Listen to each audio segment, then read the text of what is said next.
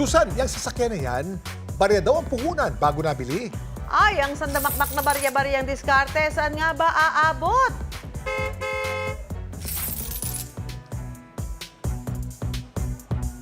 Yan. Lahat ng mga barya. Ito ang gagamitin natin para makabili tayo ng... Ang sandabakbak na barya, bigatin daw kapag naipon. Dahil hindi lang mumurahi mga bagay ang pwedeng mabili. Sa wishlist ng 25 anyos na si Rolly. Check na check ang pangarap na sasakyan. Walang mapagsidlan ng tuwa si Rolly matapos makabili ng sasakyan sa naipong mga barya. Inipon ko siya para din sa negosyo eh. So, kasama na dun yung sasakyan. Gamit ang barya, nakabili ako ng sasakyan 4 wheels. Simula nung pagkabata ako, nag-iipon na talaga ako. Yung nagiging mindset ko, simula nung paglaki ko na kailangan kong pag-ipunan ito bago ko siya mabili. Kailangan kong pagtrabahuan.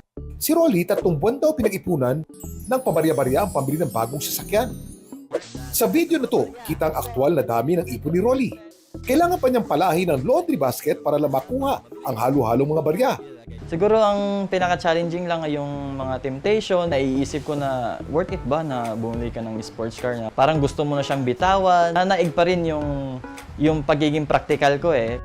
Ang sandabakbak na barya ni Rolly mula sa kanyang negosyong computer shop at vending machines na sinimulan noong taong 2022.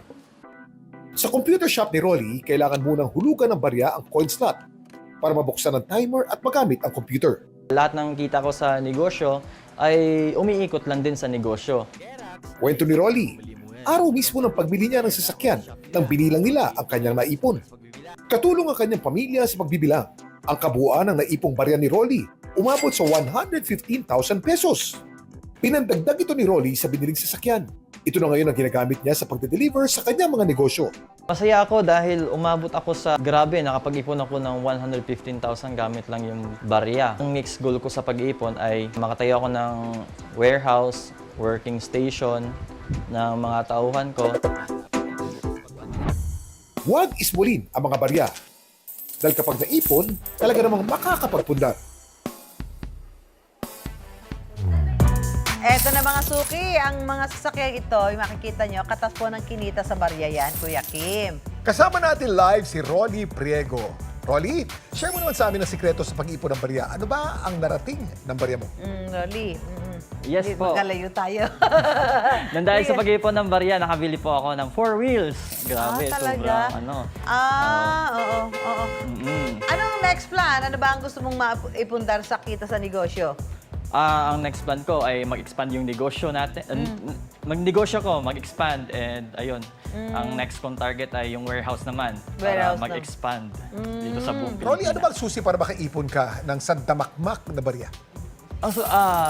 Kailangan lang talaga ng mindset na parang hindi mo siya, kumbaga kung mayroon kang gustong bilhin na hindi mo naman kailangan, kumbaga hindi mo siya bibilhin, kumbaga dapat Itiisin nakafocus lang sa goal.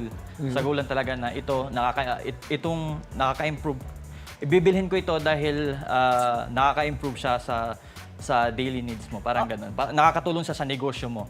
Ba, ganun. Hindi luho. Hindi loho. Rolly, sa pamamagitan lang ng vending machine na ba, pwede na raw maabot ang pangarap na sasakyan.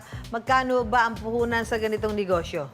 Actually, ang puhunan sa ganitong negosyo, eto, sa computer, nagbebenta kasi ako ng computer. So, ayun, 21,000, ganun. 21,000. Yes po. Kada machine... Demo natin, paano ba to? Sige, demo mo nga. Okay. Demo nga. Na-intrigue ako. Paano ba yan? Ito po, mayroon po akong computer shop. Yung computer shop ko is operated by Bendo. So, Bendo. walang bantay. So, ibig sabihin, walang walang bantay. bantay, CCTV lang. Okay. So, dati kasi yung old school na computer shop ay hulog-hulog din barya. So, ito? sila... Tulog ka. So, Hulog for tayo. example, mayroong barya dito. Okay. For example, pupunta yung customer dun sa bahay, tapos 5 peso lang yung gusto nilang iuhulog. So, kami kasi, wala ako sa bahay kasi mayroon din akong ibang negosyo or nagla-livestream ako or nag-i-edit. Ay, pakita mo paano gumagana. So, ganito, gusto nila maghulog sa PC1 ng 5 peso. So, para magpabarya itong 20 pesos, ay ipapasok lang siya dito. Ikaw ba gumawa nito? Yes po. Yung laman Program po yan, habang ginagawa mo yung kwento Ayan mo sa po, amin. yellow coin changer. Yung laman yan, saan galing? Yung laman po, dito po nire-refill. Hindi ko sabihin yung laman ng makina. Saan mo nabili yan? Sa ano po, sa online din po. Online, okay. Opo. Tapos kapag mag-credit na po siya ng 20 pesos, ilalabas lang po dito. Ang Barya lalawa na po dyan lalabas. is 20 pesos. Ayan po. Okay. Ang galing. O, tapos So, yung 20, ihuhulog lang po niya dito. Dito po. Ilang- Ito po yung, for example, ito yung bendo, ito yung computer. Ayan po. Under na po yung bendo. Ayun. Gaano katagal ngayon yung 5 piso nilagay mo? Po. Gano'ng katagal? Okay, 5 peso is 20 minutes. 20 minutes. Opo. matagal So, na. Sa under ng 1 computer. peso is 4 minutes. Opo, sa under po ng computer. Paano For example, mamamatay ito. yung computer? Paano mamatay yung computer? Kapag maubos po yung oras, ay mamamatay po ko sa Hindi yung mo masama computer. yung mamamatay yung computer na pinlag mo imbis na pinatay mo ng maayos? Hindi naman po nakakasama kasi depende po kung may SSD yung computer ko kasi walang SSD, so naka-server siya. So kapag may SSD yung computer, yung sa akin lang, hindi advisable yung diretso bunot na saksakan kung may SSD kasi unang tatamaan doon yung SSD. So kapag diskless siya, setup, so okay lang kahit walang ano. Magkano yung kita kada araw ng mga machine mo, Rolly? Okay, kung ano naman po, kung marami talaga dagsa yung customer natin, siguro every machine kumikita po siya ng 300 pesos, mga ganun po, 400 pesos. Sa isang araw? Opo, sa isang araw po. Kung dagsa po yun. Pero Oo. kung hindi naman po dagsa, edi nasa ano lang din. Siguro pinakambaba, 150 sa isang bendo. Kasi itong isang bendo na ito, dalawang computer na nagsusupply. Yan. Oo, dalawang So computer ilang ito vento po. dun sa shop mo at ilang computer? 22 PC. Ang galing. Okay. ang galing. Tatlong branch na po ako. So, Ito nga. Ito nga, try mo nga ito, Rolly. ito naman po ay coin counter. Coin So, counter. madami prototype po siya, under development, pero andyan na po yung ano. Okay, So, bilang meron ano? na po, for example, andito na po yung barya, dito na po Andyan sa na. loob, yung pinapasok na po siya. Oo. Tapos pipiliin niyo po dito yung dispins, kung magkano yung, kasi di ba po, pag maghuhulog ka po dyan ng piso, so, or 5 peso, so ilang pieces or ilang piraso. So pipindutin mo dito A, tapos pipiliin mo 5 peso, kasi 5 peso yung laman ng ano. Tapos, pagkatapos nun, enter mo lang siya, A. Gawa mo So, lang how yun, much Rolly. yung i-dispense mo? So, sabihin natin 100 pieces or 50 pesos. Sabihin natin 50 pieces. Dito yan, lalabas. Opo, dyan po yung lalabas. Ayan Dami. po.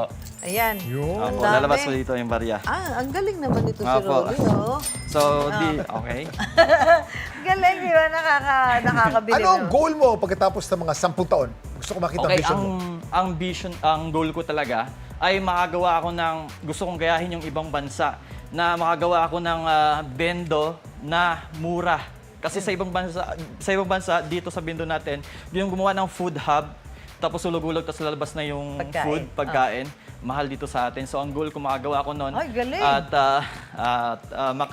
makabenta ng mas mura na sariling version ko. Yan, galing. Good luck, Rolly. Yan. Thank you. At mga suki ha, huwag isbulin ng barya. Ang maliit na halaga, pag pinagsama, malaki rin ang bunga.